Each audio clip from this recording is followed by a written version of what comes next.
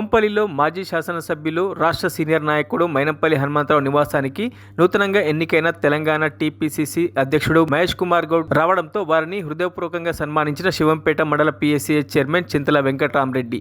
ఈ కార్యక్రమంలో వారితో పాటు మండల నాయకుడు మాజీ సర్పంచ్ల ఫోరం అధ్యక్షుడు మాధవరెడ్డి, పీఎస్సీహెచ్ వైస్ చైర్మన్ వేణుగోపాల్ రెడ్డి, మండల సీనియర్ నాయకులు, కార్యకర్తలు ఇతరులు పాల్గొన్నారు.